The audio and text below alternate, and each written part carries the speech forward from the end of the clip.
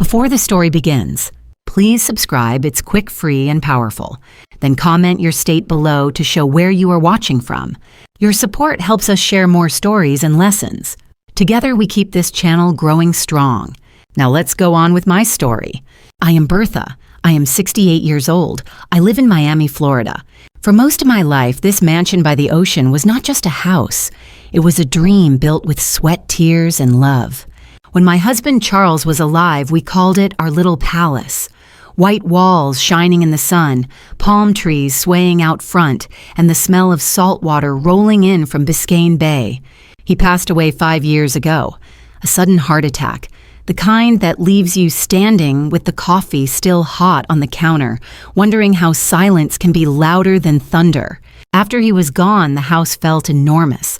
Too many rooms, too many memories, but it was mine, my safe place, my anchor. And I believed my family would always see it that way. David is my only son. He is 42, a sharp businessman on the outside, but still my little boy in my heart. Melissa, his wife, entered our lives 10 years ago. Beautiful, polished, always dressed like a model from one of those glossy magazines at Publix checkout lines. At first, I welcomed her with open arms. I cooked her fried chicken on Sundays, taught her how to make my famous key lime pie, and even gave her my mother's silver necklace on her first Christmas with us. I thought she would be like the daughter I never had. Life in Miami has its rhythm. Mornings smell like cafecito from the Cuban bakery on the corner. Afternoons buzz with lawnmowers, kids riding bikes, and neighbors shouting across fences. And Sundays, they were sacred. Family dinner nights. I would fire up the grill-lay marinated chicken breasts, seasoned with garlic and paprika, next to corn on the cob wrapped in foil. The table on the patio would be set with iced tea, sweet and strong, and David would bring wine. Melissa would pour herself a glass of Chardonnay, smiling like we were the perfect American family. I believed in that image. I needed to believe. But looking back now, I see the signs were there. Melissa never called me mom. She always said Bertha like I was a neighbor or a distant aunt. She gave me silk scarves on my birthdays, but never asked how I was feeling. She complimented the house, but her eyes scanned it like a real estate agent, not a daughter-in-law. Still, I told myself not to worry. People show love differently, don't they? After Charles died, David promised he would help me. "Don't worry, Mama," he said. "You'll never be alone." And for a while, I believed him. He came by to fix things, the ceiling fan in the guest room, the pool filter, when the water turned cloudy.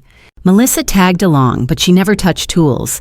Instead, she walked the halls, running her fingers across the banisters, staring at the paintings Charles had collected during our trips to New Orleans. I caught her once whispering to David in the kitchen, her voice low but sharp enough to cut. "She doesn't need all this space. It's too much for her." When I stepped in, she smiled, tilted her head, and changed the subject to the weather. I tried to shake it off. I reminded myself it was Thanksgiving season.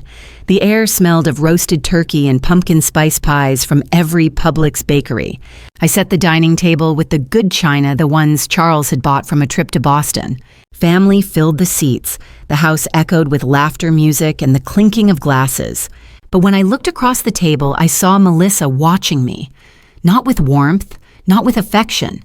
Her eyes were calculating, cold, as if she were already measuring what would be hers.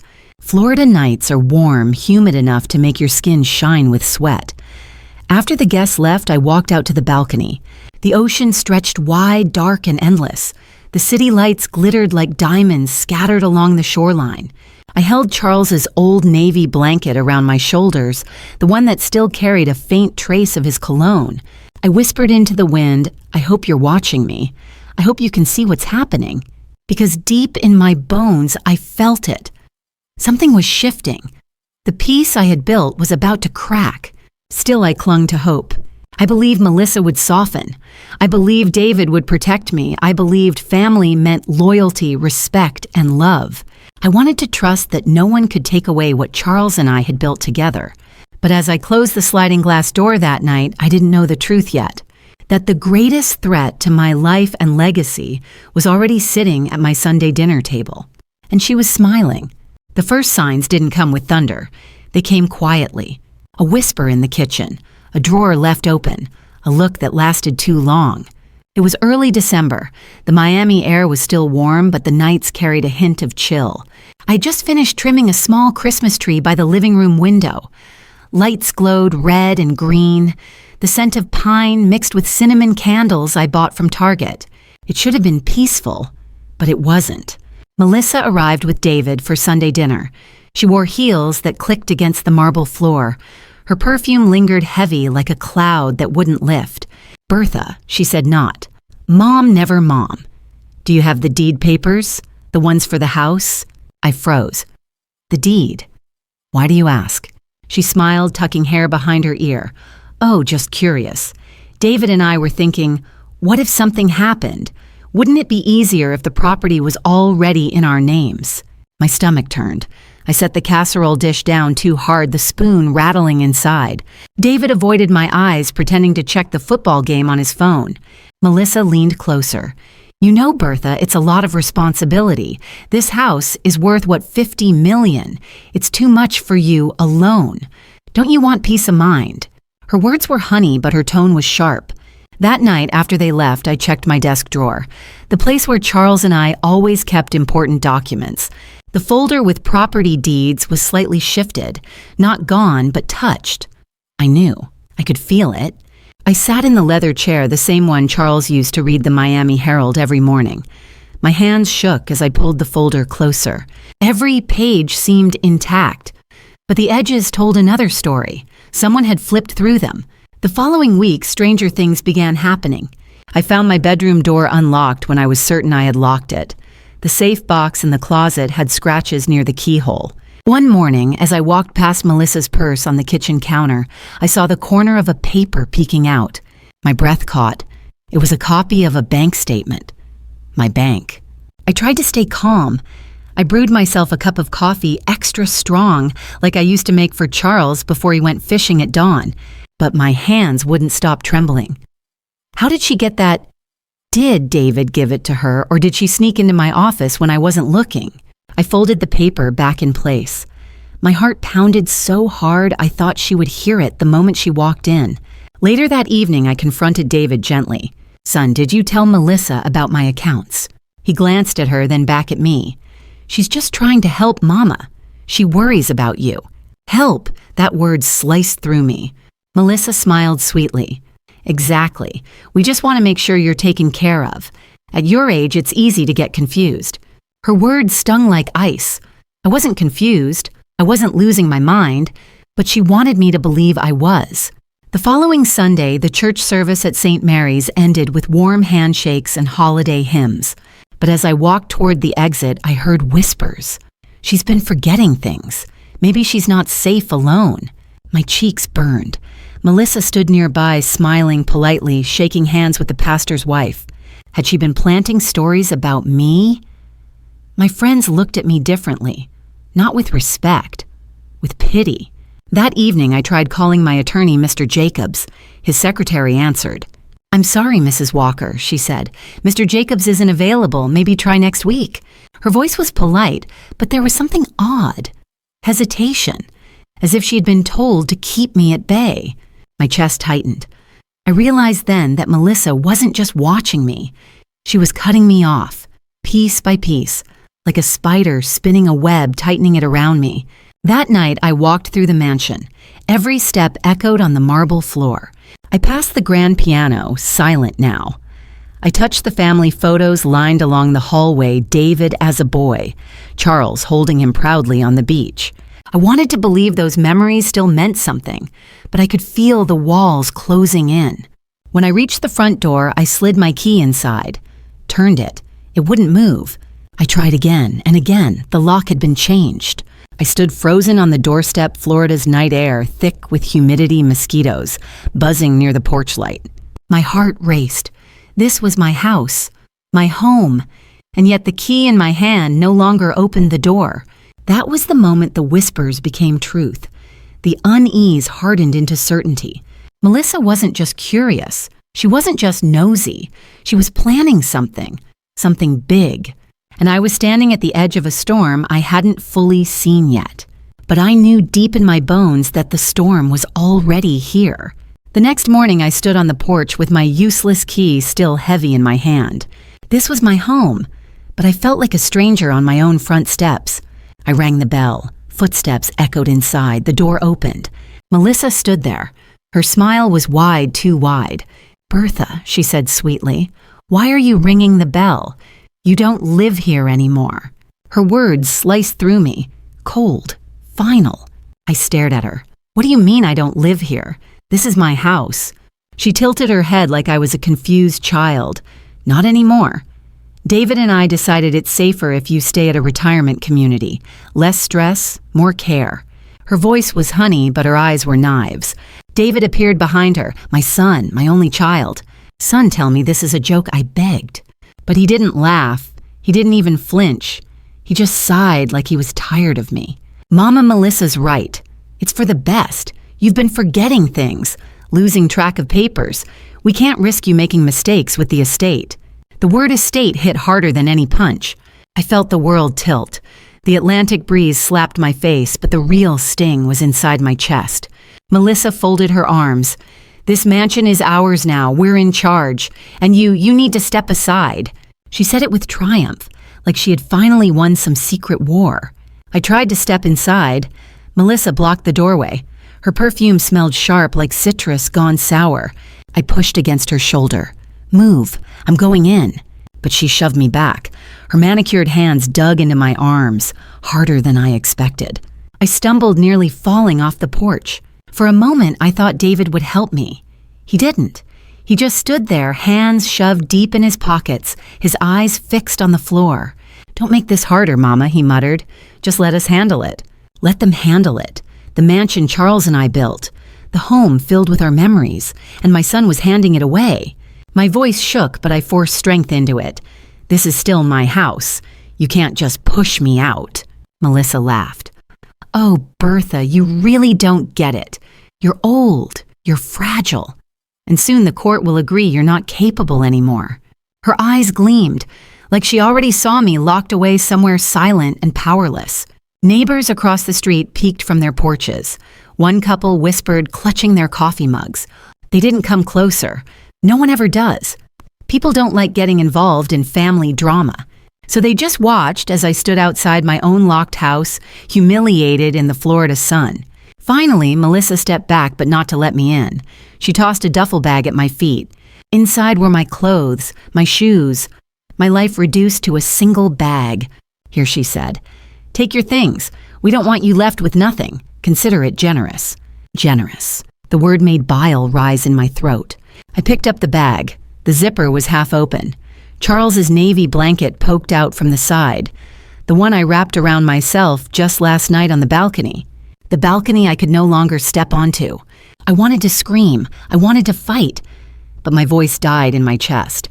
Melissa's smile never faltered. "You'll thank us one day. You'll see. This is better for you." Then she closed the door. Just like that. The sound echoed like a final nail in a coffin. I stood there in silence. The sun beat down. The ocean waves crashed in the distance.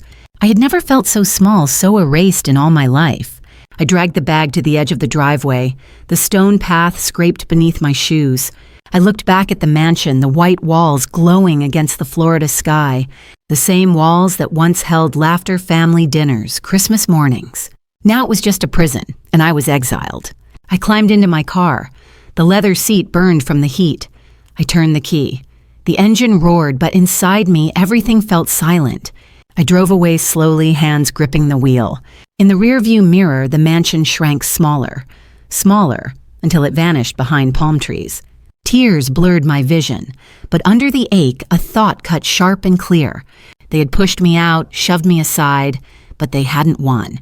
Not yet, because I was still Bertha, and they had underestimated me. I drove away from the mansion that night with my heart heavier than the bag in my trunk. Miami streets buzzed with neon lights, cars blasting Latin music couples laughing at cafe tables. But inside my car, I felt invisible, like the whole city had moved on and I was just a shadow. I checked into a motel off Biscayne Boulevard, $59 a night. The kind of place where the AC rattles too loud and the sheets smell faintly of bleach and cigarettes. I dragged my bag in, set it on the bed, and stared at the peeling wallpaper. This was not home. This was not safety. This was exile. I tried to call David. No answer. Straight to voicemail. I sent a text, "Please talk to me. I'm your mother." The dots never appeared. He didn't reply. 2 days later, I went to my bank downtown. The teller tapped her keyboard, looked at me strangely, then excused herself. Minutes later, the branch manager came over. "Mrs. Walker, I'm afraid there are restrictions on your accounts. Only joint access with your son." Joint access. I never approved that. My chest tightened. Melissa's handprints were all over this. I tried to call my lawyer, Mr. Jacobs, again. His secretary's voice was polite but firm. "Mrs. Walker, Mr. Jacobs is unavailable. Your son and daughter-in-law have already arranged representation. You should speak with them." Representation, as if I were the outsider now, as if I needed permission to defend myself. That night, I drove past the mansion. Lights glowed from the second-floor windows. I saw silhouettes moving. Melissa in the living room laughing on the phone, David sitting beside her. The same home Charles and I built with years of hard work now felt like a stage for my erasure. I gripped the steering wheel so tight my knuckles turned white. The next Sunday, I walked into church. Whispers followed me like a trail of smoke. "She's not well. I heard she lost her memory. Poor Bertha, such a shame at her age." I forced a smile. I hugged old friends, but their eyes said pity, not trust. Melissa had been busy. Her lies had traveled faster than the truth ever could. Later that week, I went to Walgreens to pick up my prescription. The pharmacist scanned my card. "Sorry, Mrs. Walker. Your insurance isn't active." "Well, that's impossible." She shook her head. "Looks like your coverage was transferred. You'll need to talk to your representative." Representative. Always the same word, always leading back to Melissa and David. I sat in my car afterward, pill bottle empty in my lap. Tears blurred my eyes. The Florida sun felt cruel, too bright, too hot.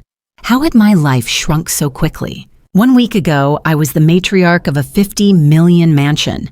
Now I was a woman sitting in a parking lot begging for scraps of control. At night, loneliness howled in my motel room. The AC hummed traffic, buzzed outside, but inside me was only silence. I clutched Charles's navy blanket, the one Melissa had nearly thrown away. I pressed my face into it, searching for the faint smell of him. It was fading, just like my place in this world.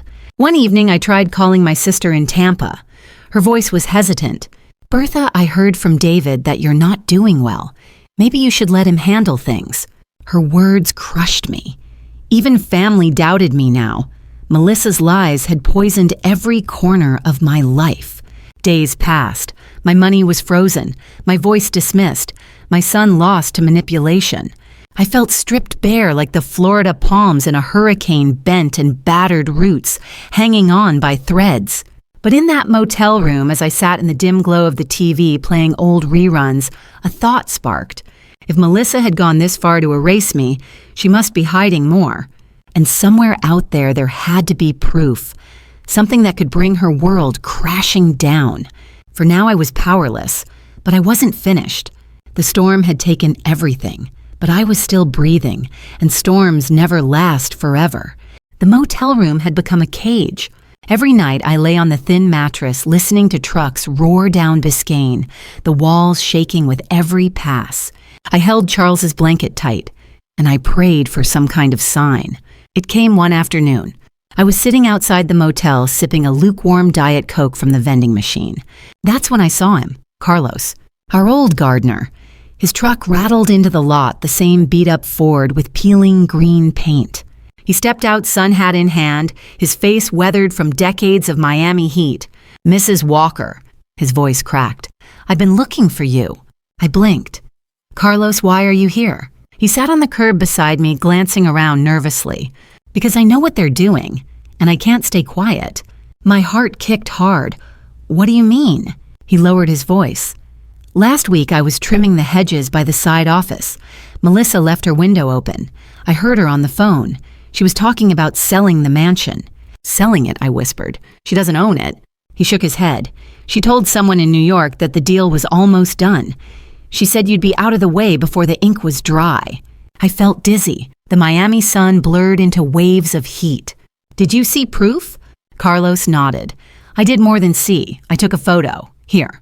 He pulled out his phone. The cracked screen glowed. There it was. A document spread across the desk. Melissa's name signed bold, mine forged below it. The buyer's name, a real estate fund from Manhattan. Sale price $50 million. I pressed my hand to my mouth. Tears stung my eyes. "That's my signature," I whispered, "but I never signed that paper." Carlos's jaw tightened. "I know. And there's more. She had stacks of files, your bank accounts, your insurance, everything. She's planning to drain it all." My chest burned. For days I had felt powerless. Now rage surged hot through my veins. "She thinks she can erase me," I said slowly, "but she doesn't know I'm still standing." Carlos leaned closer. "I'll help you, Senora, but you need to be careful. Melissa's smart. And David, he's blind. He believes every word she says." I nodded. The image of my son's face turned away from me at the door, stabbed deeper than any knife. But this wasn't about hurt anymore. It was about survival. That night I couldn't sleep. The motel AC clanged the sheets stuck to my skin, but my mind raced. The photo burned in my thoughts. Proof. Real proof. For the first time since they pushed me out, I felt the ground steady under my feet again. The next morning I drove to a small diner off Coral Way. Carlos slid into the booth across from me, ordering black coffee. He passed me a manila envelope. "I made copies," he said, "in case she finds out." Inside were photos, the forged deed bank transfer forms, and a draft letter to her lawyer. My stomach knotted. Melissa wasn't just dreaming. She was moving fast. I gripped the envelope. "Carlos, you don't know what this means. You might have just saved me." He nodded. His eyes softened. "I worked for your husband 20 years. He treated me like family. I can't stand by and watch his legacy stolen." My throat tightened. For the first time in weeks, someone was on my side. After breakfast, I parked outside St. Mary's Church.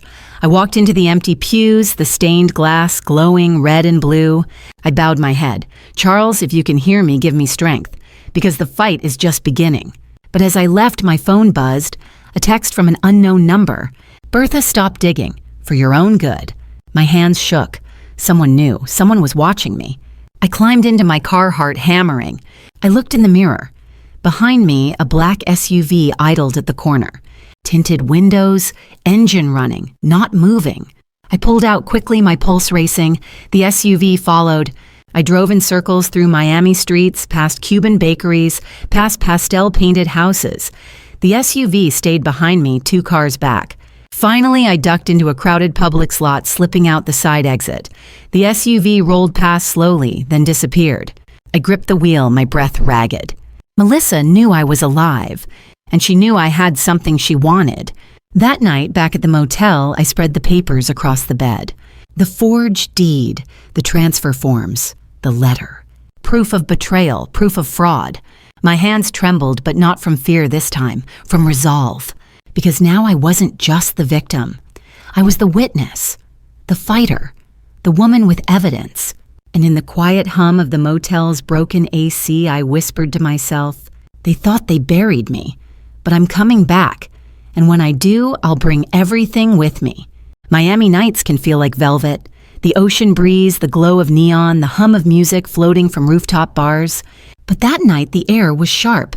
It carried something heavier, something waiting to explode. Melissa was hosting a party at the mansion. I knew because Carlos sent me a text. "Tonight. Big gathering. Come prepared." I packed the manila envelope with every document inside. The forged deed, the transfer forms, the draft letters. And I called someone new, not Jacobs, not anyone tied to David. A younger attorney recommended by Carlos's cousin, Ms. Ramirez. Sharp eyes, steady voice, a woman who didn't flinch when I told her the truth. She promised to meet me there. I stood at the edge of the driveway that evening watching luxury cars pull up. BMWs, Teslas, a black Range Rover. Guests in cocktail dresses, men in press suits, all laughing as they walked inside. Through the tall glass windows, I could see chandeliers, glowing servers, carrying trays of champagne, and Melissa in a red dress shining like a ruby. She smiled too wide, her laughter rehearsed, like a queen presenting her stolen throne. I walked through the front door, Heads turned. A hush rippled. Bertha! The woman they thought was fading away. The woman Melissa had painted as fragile, confused, almost gone. But I wasn't gone. I was standing tall in my navy dress, the one Charles used to love. Melissa's smile cracked for just a second. Bertha, she said, her voice dripping honey. What a surprise. Yes, I replied. A surprise indeed. David froze by the bar. His glass trembled in his hand. He didn't move, didn't speak. The guests whispered, confused. I cleared my throat. Ladies and gentlemen, I won't take much of your time, but tonight the truth must be told. Melissa's face stiffened. Her eyes flicked to David, then back to me. What are you talking about? She hissed, her smile still frozen. I lifted the envelope. About this. Ms. Ramirez stepped forward. Her heels clicked against the marble. She opened the envelope, pulled out the documents, and held them up. Forgery. Fraud. An attempted sale of a $50 million estate without the legal owner's consent. Gasps filled the room. One man dropped his champagne glass. The sound shattered like thunder. Melissa's face drained of color. That's not true, she snapped. She's confused. She doesn't know what she's saying. But Ramirez was calm. The signature was forged, and we have photographic proof from a witness. She nodded at Carlos, standing quietly near the back. He stepped forward, hat in hand, voice steady. I saw everything, and I took the photos myself. The guests murmured louder now. Faces turned toward Melissa, toward David. David's jaw clenched. Mama, this isn't the place. It is the place I cut him off. It's the only place. Because you let her steal our home, our family's legacy, right out from under you. And you did nothing. Melissa's mask slipped. Her voice sharpened. You think anyone will believe you. Everyone knows you're losing it. You forget things. You wander. You don't even belong here. I stared at her, my anger turning into steel. Then explain this. I played the recording, her voice clear as day. If we get her declared incompetent, the house is ours. I'll sell it to the New York Fund by the end of the year. The room went silent. Every guest heard it, every word. Melissa lunged for the phone. Ramirez blocked her. It's over, Mrs. Walker, she said firmly. You've been exposed.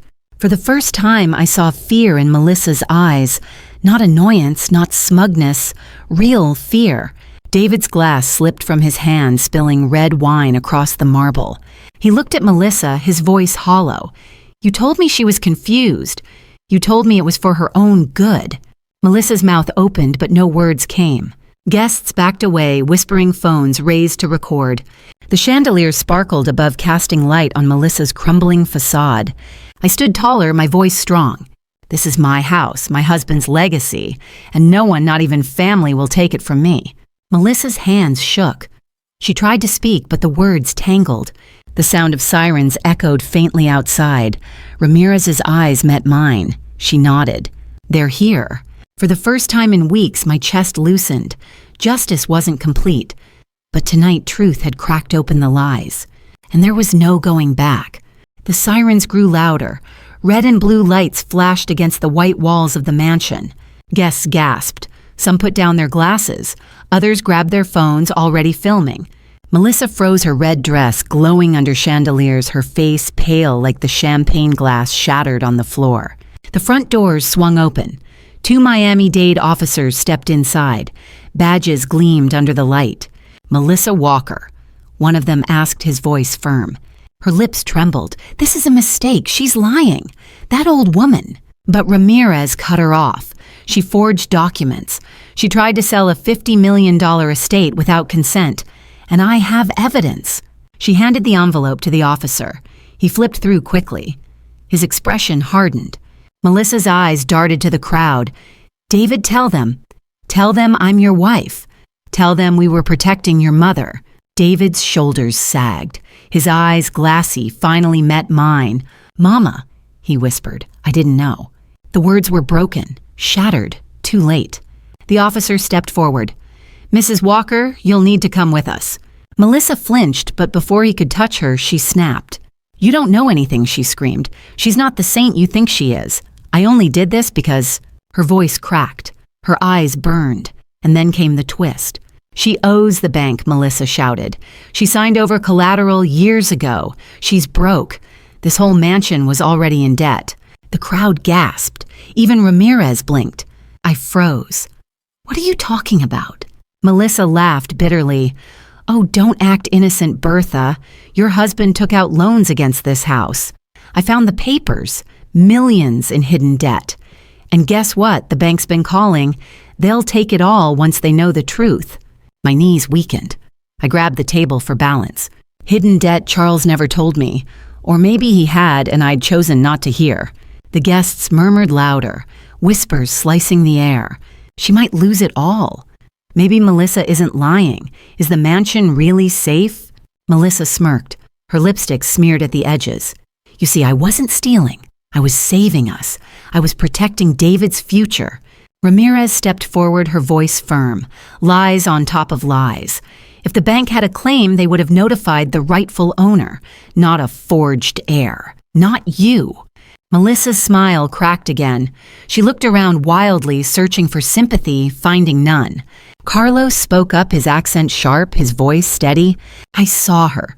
She met with a man last month. Not from the bank, from a loan shark. She was desperate. She told him she'd use the house as collateral once it was hers." Gasps filled the room. Someone dropped a fork. The sound rang louder than music. My heart pounded. The pieces fell into place. Melissa hadn't just forged my name. She dragged my family's home into dangerous hands. She wasn't only greedy, she was reckless. She was drowning in debts I never knew existed, and she planned to use me as her lifeline. David's face drained of color.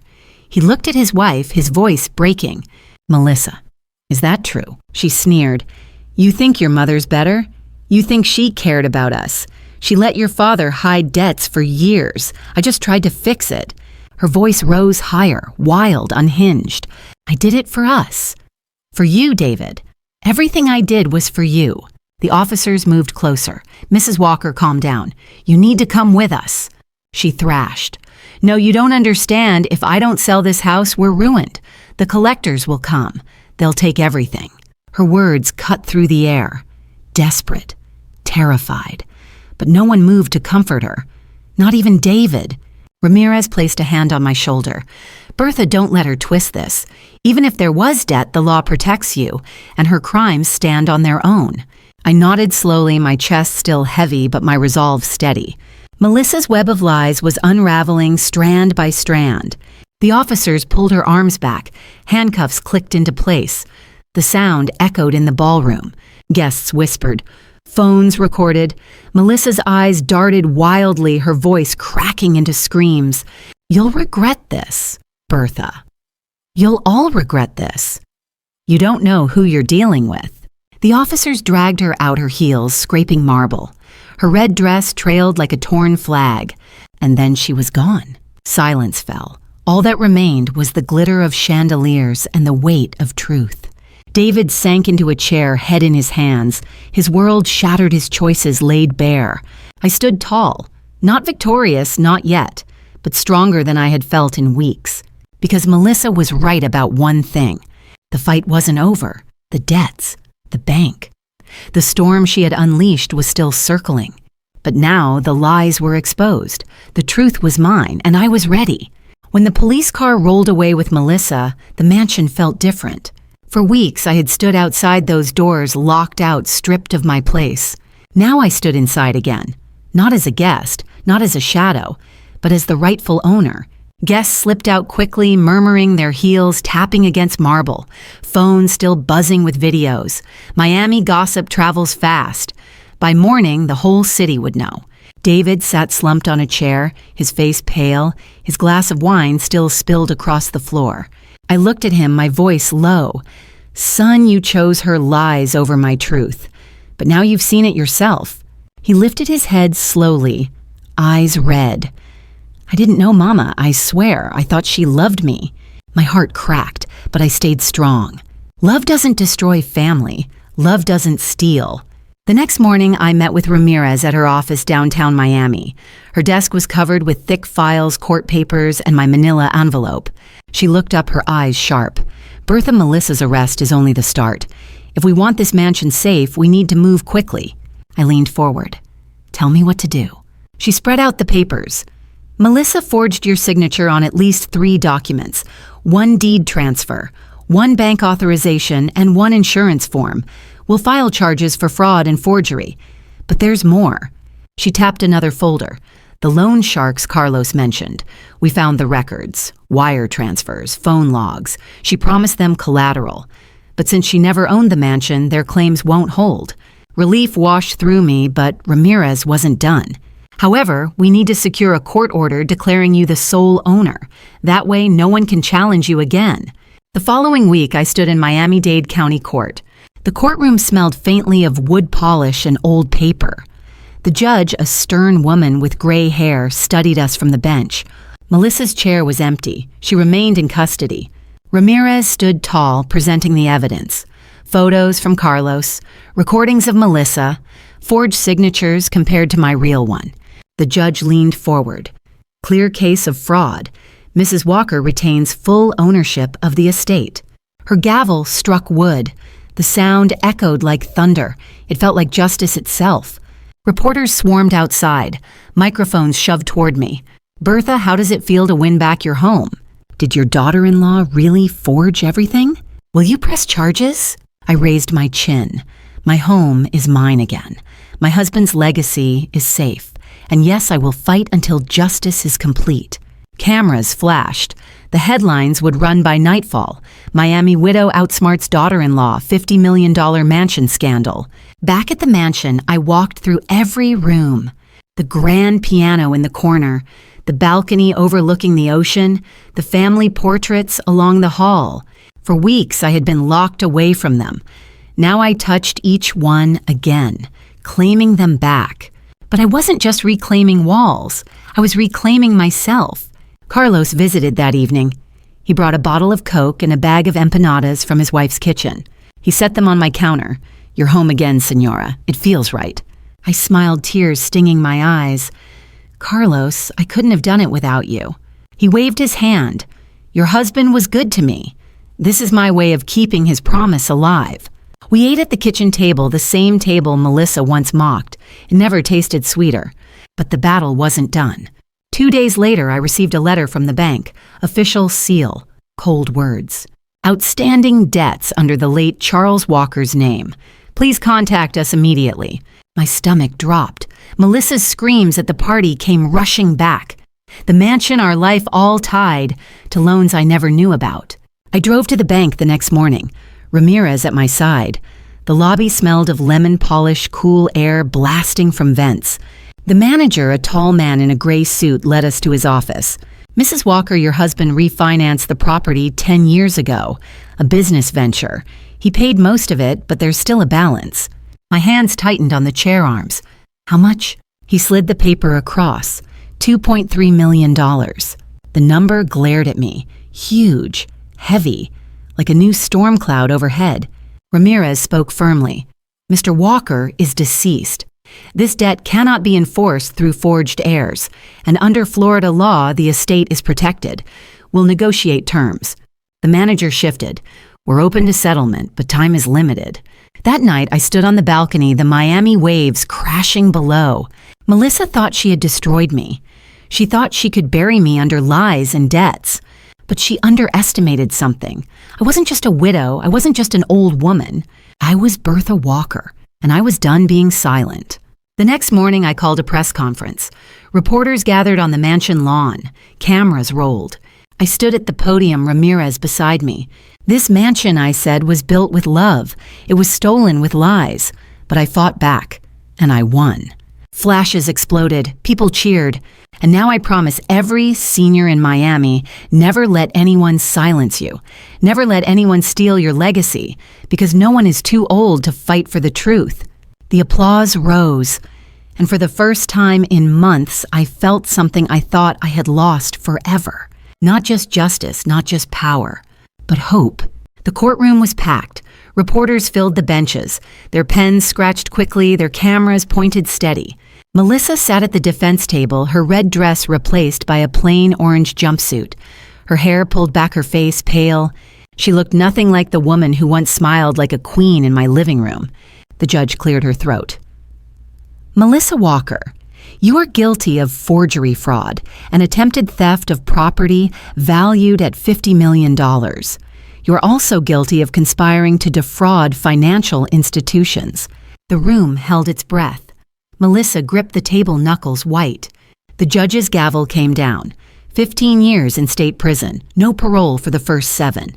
Gasps filled the courtroom. Reporters scribbled, cameras clicked.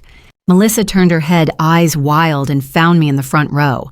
You did this to me, she spat. You ruined everything. I didn't flinch. I met her glare head on. You did this to yourself. The bailiff pulled her up. Handcuffs clicked. Her heels clanged against the courtroom floor as she was led away. David sat behind me, his face buried in his hands. He looked older, weighed down. After the hearing, he approached me outside. Mama, he whispered, I'm sorry, I should have seen it sooner. I should have protected you. Tears stung my eyes. I lost your father, David, and then I lost you. That pain was worse than any courtroom. He reached for my hand, but I pulled it back. Some wounds, son, don't heal overnight. Weeks passed. Miami headlines blared the story. Miami widow wins mansion battle. Daughter-in-law sentenced in $50 million fraud. Family torn apart by greed. Neighbors stopped me at Publix, at church, at the diner on Coral Way. Bertha, you're an inspiration. You showed the world you can't be silenced.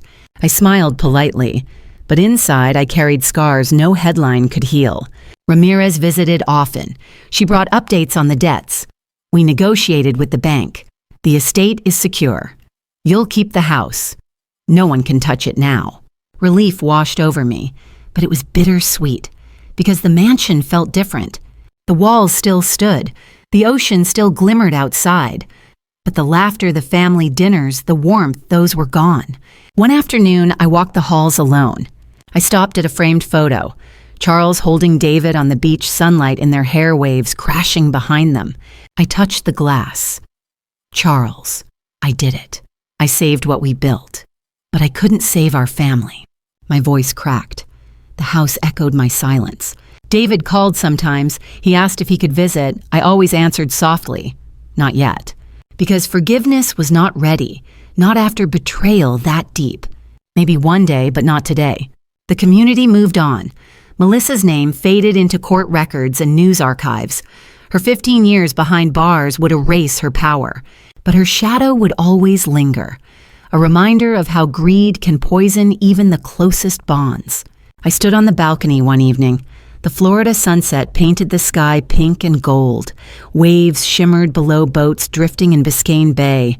I wrapped Charles's navy blanket around my shoulders. For the first time in months, I breathed deep without fear. The mansion was mine. The truth was mine. And justice had spoken. The trial was over. The headlines had faded, and Miami, with its endless beaches and neon nights, moved on to the next story.